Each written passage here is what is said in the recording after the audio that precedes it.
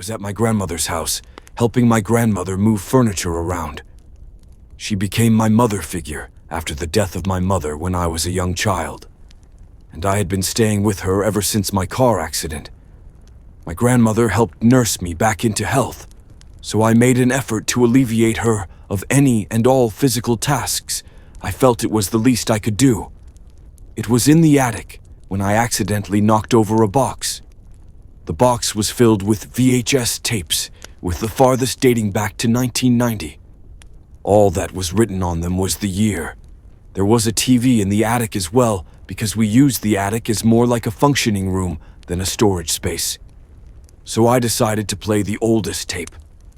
I expected to see happy memories, home videos, scenery, anything other than this. The video starts with whoever is holding the camera, filming a woman sitting alone at a small table at a coffee shop. She's reading. The camera was zoomed in on her hair glowing in the light. Fixed. The tape then skips to a new setting in what looks like downtown Chicago somewhere. I can see the back of the same woman from before, walking down the street, oblivious to the person trailing and filming behind her.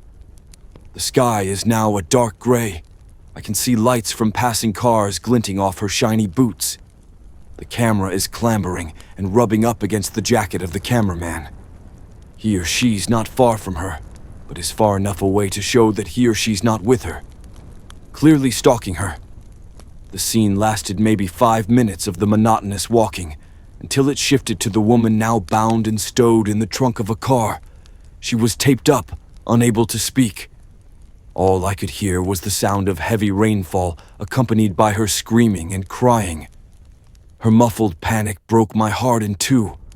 My spine became frozen. I couldn't open my eyes any wider. Any moment the film could shift to something so much more grotesque, so morbid, so life-changing, and I could do nothing but watch in horror.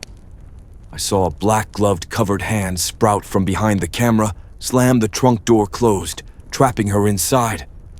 It's now clearly night. The next scene skips to the woman, now beaten and bloody while tied to a chair.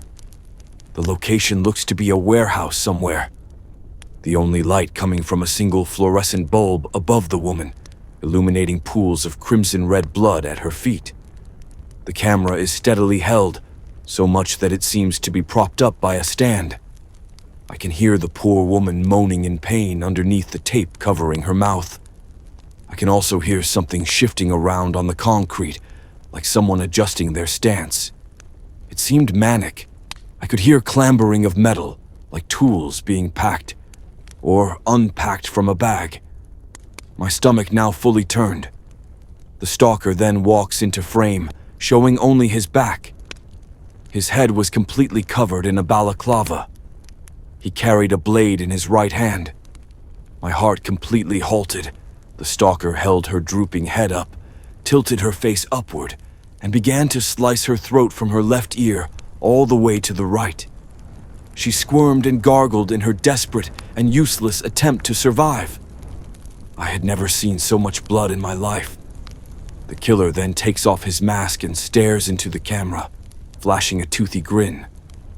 The film then abruptly stops. I was held in place by my now shot nerves. My blood slowed into stillness, completely discoloring my body into an almost corpse-like white. My grandmother was watching me. She, shakingly, tried to console me from across the room, struggling to form words through the river of tears streaming down her face. She said she didn't want me to ever be reminded of who I was before my accident.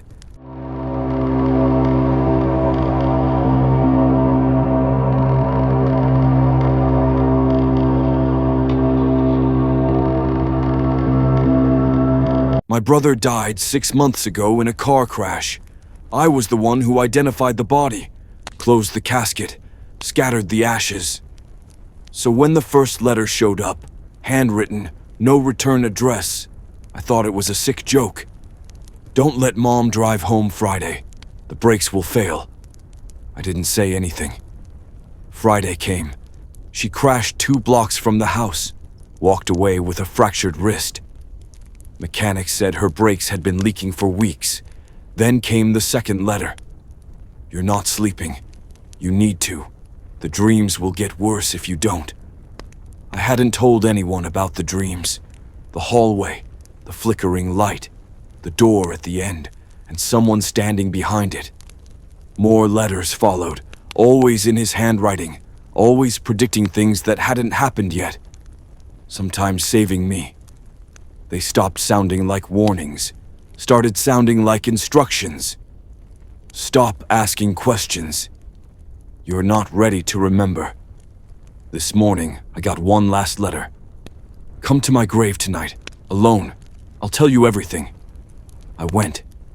Didn't know what to expect, maybe closure or one last hallucination. But when I dug, there was no coffin, just a letter, sealed in plastic. Same handwriting. You're not the one who survived the crash, Xavier. I stared at the page, rereading it again and again, then sighed. Guess it was just another dream.